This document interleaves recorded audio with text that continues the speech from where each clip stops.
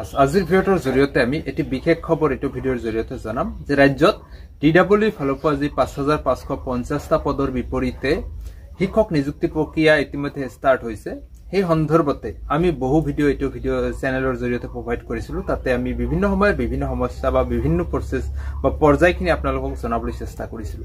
তো আজিৰ ভিডিঅ'ৰ জৰিয়তে জানাম যে এই ডিডব্লিউৰ যি 5550টা পদৰ বিপৰীতে বিজ্ঞাপন যি শিক্ষক নিযুক্তিৰ প্ৰসেস ষ্টাৰ্ট হল, ইয়াৰ বিপৰীতে নতুনকে আন এটা হাইকোৰ্ট কেছ ৰুজু হৈছে। সেই সন্দৰ্ভত আপোনালোকক আলোচনা কৰিম এইটো ভিডিঅ'ত। প্ৰথমৰ পৰা শেষলৈ ভিডিঅ'টো চাই যাব আৰু চেনেলটোত নতুন কৰিলে নিশ্চয় সাবস্ক্ৰাইব কৰি কাষত থকা বেল আইকনটো অপচনত ক্লিক দিব, কাৰণ শিক্ষামূলক চাকৰি সম্বন্ধীয় আৰু বিভিন্ন বাবদবিলাক এই চেনেলৰ জৰিয়তে আপোনালোকৰ মাজলৈ তুলি ধৰাৰ চেষ্টা কৰা হয়।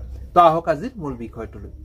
তো বন্ধুসকল, আপোনালোকে জানে যে ৰাজ্যত এনআইএছ প্ৰাৰ্থীসকলক এইটো 5550টা পদত নিযুক্তিৰ পৰা বেন কৰাৰ বাবে তেখেতসকলে সুপ্ৰিম কোৰ্টৰ দ্বাৰস্থ হৈছিলে। তাৰ পৰা যি ৰায় আহিলে, পিছত হাইকোৰ্টৰ পৰা অৰ্ডাৰ আহিলে, এনেকুৱা ধৰণৰ বিভিন্ন কেছৰ জৰিয়তে এই প্ৰাৰ্থীসকলক কিন্তু নিযুক্তিৰ বাবে এলাউ কৰিছে বা তেখেতসকলক ইনক্লুড কৰিব মেৰিট লিষ্টত। এই কথা ইতিমধ্যে পাব্লিছ হৈছে বা ইতিমধ্যে প্ৰকাশ হৈছে।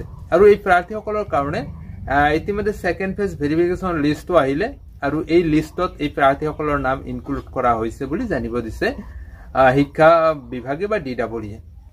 তো বন্ধুসকল, ইয়াতে যোৱা 17 জুন তাৰিখে এটি নটিফিকেশন পাব্লিছ কৰিছিলে ডিডব্লিউয়ে, যি নটিফিকেশনত এই প্ৰাৰ্থীসকল অৰ্থাৎ এনআইএছ প্ৰাৰ্থীসকলৰ ইন সাৰ্ভিসৰ প্ৰুফ হিচাপে কিছুমান ডকুমেন্টছৰ কথা উল্লেখ কৰিছিলে। ইয়াতে 6টা মান ডকুমেন্টছ ইন সাৰ্ভিসৰ প্ৰুফ হিচাপে উল্লেখ কৰিছিলে আৰু এই ডকুমেন্টছখিনিৰ ওপৰত বেছ কৰি এই প্ৰাৰ্থীসকলে পুনৰবাৰ হাইকোৰ্টৰ দ্বাৰস্থ হৈছে। এনআইএছৰ প্ৰাৰ্থীসকলৰ যি 6টা মান ডেটা ইন সাৰ্ভিসৰ প্ৰুফ হিচাপে বিচৰা হৈছিলে ডিডব্লিউ ফালৰ পৰা 17 জুন তাৰিখৰ যিটো নটিফিকেশন আছিল সেই নটিছ মতে।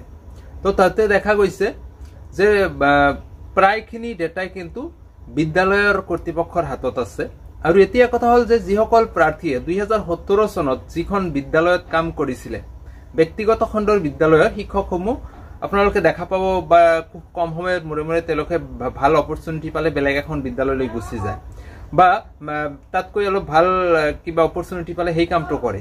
তো এতিয়া কথা হল যে এই শিক্ষকসকল যিসকলে 17 চনত যিখন বিদ্যালয়ত কাম কৰিছিলে, সেই বিদ্যালয়ৰ পৰা বহুদিন তেওঁলোকে বেলেগ এখন বিদ্যালয়ত কাম কৰি আছে বা বেলেগ কৰ্মৰ লগত জড়িত হৈ আছে। এই প্ৰাৰ্থীসকল বৰ্তমান সময়ত যদি সেই বিদ্যালয়লৈ যায়, সেই বিদ্যালয়ত গলে সেই বিদ্যালয়ৰ কৰ্তৃপক্ষই হয়তো সেই ডেটাখিনি তেওঁক প্ৰভাইড কৰিবলৈ সন্মত হোৱা নাই বা 2017 চনৰ যিটো ডাইচ আছিলে, ডাইচটো অফলাইনত আছিল, সেইটো কিন্তু স্কুলৰ ওচৰত সেই ৰেকৰ্ডটো নাথাকিবও পাৰে। এটেন্ডেন্স ৰেজিষ্ট্ৰেশ্যনৰ কথা যদি কোৱা হয়, সেইটো কিন্তু 2017 চনত ব্যক্তিগত বিদ্যালয়ৰ সেইখিনি বিচাৰি পোৱা হয়তো কিবা অসুবিধা হৈ আছে, যাৰ বাবে এই প্ৰাৰ্থীসকলে হাইকোৰ্টৰ দ্বাৰস্থ হৈছে পুনৰবাৰ। যোৱা 25 জুন তাৰিখে তেখেতসকলে কেছ ফাইল কৰিছিল আৰু 27 জুন তাৰিখে যি কেছটোৰ ৰেজিষ্ট্ৰেশ্যন হৈছে। তো বন্ধুসকল, তেওঁলোকে এগেইনষ্ট পাৰ্টি হিচাপে কেছ কৰিছে, যিটোত আছে আছাম ষ্টেট, লগতে ডিডব্লিউ, এনচিটি আৰু এনআইএছ। এই প্ৰাৰ্থীখিনিক তেওঁলোকে এগেইনষ্টত লৈ পেলাই কেছটো ৰুজু কৰিছে। আৰু তেখেতসকলে 17 তাৰিখৰ যিটো নটিফিকেশন আছিলে, এই নটিফিকেশনটোৰ ওপৰত কিছু ৰিলেক্সেশ্যন বা তেনেকুৱা ধৰণৰ কনচিডাৰেশ্যন কিছু আনিব লাগে, এনেকুৱা ক্ষেত্ৰত তেখেতসকলে এই কেছটো কৰিলে। তো একচুৱেলি ইয়াৰ হিয়াৰিঙৰ ডেট এতিয়ালৈকে অহা নাই বা কি হয় বা কি হ'ব গৈ আছে, নিশ্চয় আমাৰ লগত থাকিব, আমি আপোনালোকক জনাবলৈ চেষ্টা কৰিম।